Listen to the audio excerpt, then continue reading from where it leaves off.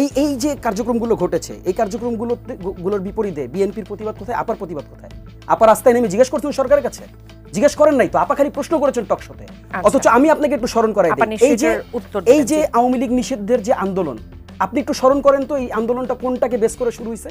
এই আব্দুল হামিদ যে দেশ থেকে চলে গেল, এটাকে কাউন্টার করা, এটার জবাব চাওয়ার ক্ষেত্রেই কিন্তু, জবাব চাওয়া থেকেই কিন্তু এই আন্দোলনের শুরু হয়েছে। কাজেই আপনি যেই বাইনারিতে আমাকে ফেলতেছেন, আপনি যেই প্রশ্ন আমাকে করতেছেন, ওই প্রশ্নে আপনি জর্জরিত। আপনাকে উত্তর দিতে হবে যে আপনি কেন আব্দুল হামিদ পালায় যাওয়ার পর রাস্তা নামেননি। আমরা তো ইন্টারিমের কাছে জব চেয়েছি, আমরা তো ইন্টারিমের কাছে আমরা স্লোগান দিয়ে বলেছি যে ইন্টারিমকে একটা জব দিতে হবে। ইন্টারিম ইন্টারিম জব দিতে তার ঊর্ধ্বের কোনো সরকার না। ইন্টারিম আমাদের কাছে অ্যাকাউন্টেবল। কাজে ইন্টারিমকে এই প্রত্যেকটা যে যতগুলো নাম আপা উল্লেখ করেছেন, এরা তো আমাদের কেউ বন্ধু না।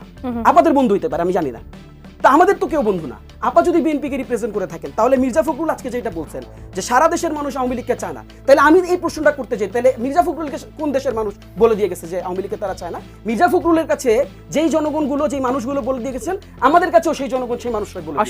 দুইটা প্রশ্ন। আপনি আমাকে বলেছেন যে এক সেকেন্ড, আপনি আমাকে বলেছেন আওয়ামী লীগ আমার বন্ধু হতে পারে। আচ্ছা, যেহেতু আপনি আমাকে একটু ব্যক্তিগতভাবে প্রশ্নটা করলেন, আমি আপনাকে একটা ব্যক্তিগত প্রশ্ন করি। আপনার বয়স কত?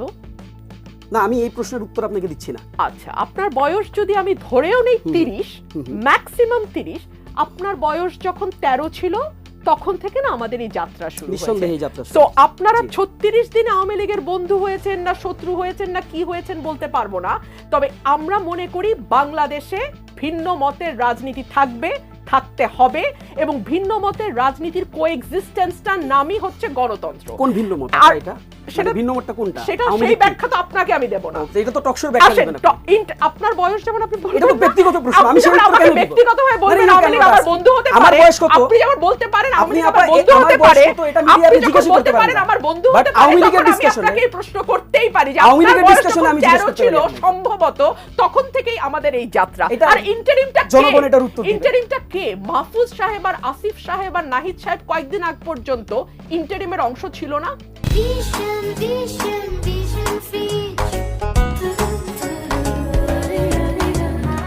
ইন্টারিমটা কে যে নাহিদ বের হওয়ার সাথে সাথে মাথায় হাত বুলিয়ে বলে তুমি বাংলাদেশের পরবর্তী প্রধানমন্ত্রী?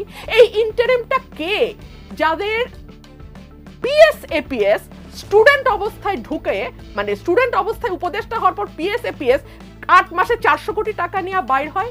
এই ইন্টারিমটা কারা? ইন্টারিমটা আসলে কাদের নিয়ে হয় যে ইন্টারিমের প্রধান আমাদের এনসিপির নেতাদের পিছনে হাত দিয়ে বলে বিদেশি গণমাধ্যমকে সাক্ষাৎকার দিয়ে যে তোমরা যদি দেশের ভার না নাও তাহলে তো এই জুলাই স্পিরিটটা পানিতেই ডুবে যাবে। এই ইন্টারিমটা আসলে কারা ভাই? এই ইন্টারিমটা আসলে কারা আমি সেটা জানি না, বুঝতে পারছি না ইন্টারিমটা কারা।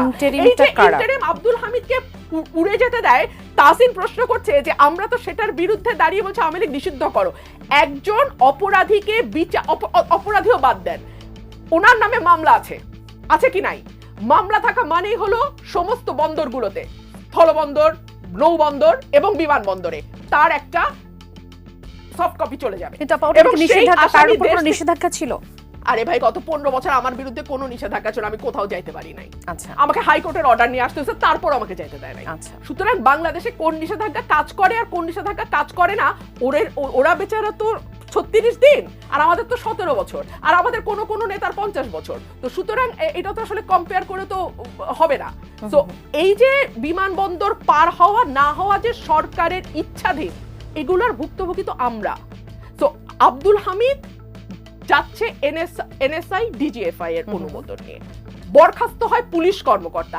এই প্রশ্নগুলো না তুলে আপনি যখন একটা ব্রড আমব্রেলা নিয়ে আসবেন, আপনার একটা ছাতার নিচে আপনি সবকিছুকে ফিট ইন করানোর চেষ্টা করবেন, তখন তো এই ভাইটাল প্রশ্নগুলোর আর কোনো জবাব কোনোদিনও আমরা খুঁজে পাবো না। এবং এই ব্রড স্পেকট্রামের ছাতার নিচে সবাই ঢুকতে তারপরে দেখা যাবে আসল যে প্রশ্নগুলো ওঠার কথা রাজনীতির মাঠে, সেই প্রশ্নগুলো হারিয়ে যায়। আপা যেভাবে করে আইভি রহমানকে ডিফেন্ড করছিলেন, মানে আপা আরাফাতদের মতন আমি ডিফেন্ড করি না, আমি জাস্ট তুলনামূলক চিত্র দিয়েছি। আপা বলুক, আমি থেমে যাই। আমি তুলনামূলক চিত্র দিয়েছি। হামিদ পার হয়ে যায়, তাহলে ওই রাতেই কেন আবার তাকে গ্রেফতার করা হলো? না, আপা বলুক, শেষ হলে তাহলে আমি আপনি তুলনামূলক চিত্র দিয়েছি। তাহলে আপনি বলেন, তাসিন বলবেন। মানে আপনি যদি সুযোগ আমরা খুব বেশি সময় পাবো না কিন্তু এই অংশে। আচ্ছা, দেখেন আমি কোন ইন্টারিম আপনি রাস্তা নিয়ে প্রশ্ন করেন না কেন? ইন্টারিমে তো আপনাদের প্রতিনিধি আছে এখনো। আপনি যদি তাহলে আপনি বলেন, আমি আর কথা বলবো। ইন্টারিমে তো আপনাদের দুটো আমি প্রতিনিধি আপনার এখনো আছে। না বলবেন, তাসিন বলবেন। আমার তো ছিল, আমি তো দিতাম, আমাকে দিতে আমিও তো দিতে পারতাম, আমি তো দেই নাই তখন আপা। আচ্ছা, আপনি তাসিন, আমি তো বলবেন। আপনার কাছ থেকে শিখবো, তাই না? আপনি যদি আমাকে এভাবে কাউন্টারিং শিখান তাহলে বলবেন, তো বিপদ। তাসিন বলবেন। না আপনি আমাকে তাহলে কাউন্টার করেন, আমি তাহলে আপনার কাছ থেকে এটা শিখে যাই। তাসিন বলবেন। আমি এটা শিখতে চাই যে আপনি কাউন্টার দিতে থাকবেন, আমিও কাউন্টার তাসিন, দিব। আমরা 2 মিনিট সময় পাবো। দেখেন আমি আপাকে কিন্তু প্রচন্ড রকম শ্রদ্ধা করি, আমি এই কথাটা মানে আগেও বলছি। আপা আপা বারবার আপনাকে রেগে যান আমার প্রচুর স্নেহ উপর, করেন। আমি জানি না প্রচুর কেন স্নেহ করেন, রেগে আমি যান। জানি। আমি আপনাকে বলি, আইভি রহমানকে আপা যেভাবে করে বলছেন, ডিফেন্স শব্দটা উঠাই নিলাম। আপা বলছেন যে একা তিনি দাঁড়ায় ছিলেন নারায়ণগঞ্জে, তিনি শামীম ওসমানের বিরুদ্ধে একা নড়েছেন। আচ্ছা দেখেন প্রশ্নটা বুঝেন, শামীম ওসমানের বিরুদ্ধে একা নড়লে তিনি আর বাকি সব পাপ থেকে মুক্ত, এটা কিভাবে প্রমাণ হয়? কিভাবে প্রমাণ হয়? আপনি যেই ওয়েতে আপনি এই টকশোটা আবার শুনবেন, কেটে ছাড়বেন, পাবলিক এটার উপর ডিসিশন দিবে। আপা যে কথাগুলো বলেছেন, আমি তো বলেছি যে ডিফেন্ড, আমি শব্দটা তুলে নিচ্ছি, পাবলিক এটার ডিসিশন দিবে আপা ডিফেন্ড করেছেন কিনা। আমার কাছে ভিডিও আছে, দেখেন উনি 36 জুলাই, জুম করে দেখান এটা একটু, উনি 36 জুলাই কিভাবে করে দেখেন, কিভাবে করে পুলিশকে সাজাচ্ছেন, পুলিশ গুলি ছড়ে নাই দেখে, এটা পাবলিকের কাছে আছে। কাজেই আমি যদি কাউকে বন্ধু বলি, সেই বন্ধু তো যদি আপা কষ্ট পান, আমি তো বন্ধু এমনি বলতে চাই নাই। আপনি যখন যিনি কিনা এই আন্দোলনে পুলিশ কেন গুলি ছড়ে নাই এটার জন্য পুলিশকে শাসিয়েছেন, তাকে যদি আপনি খুব ক্লিন ইমেজ প্রমাণ করতে চান এই টকশোতে বসে, এটা তো আমার গায়ে লাগে, আপারও গায়ে লাগা উচিত।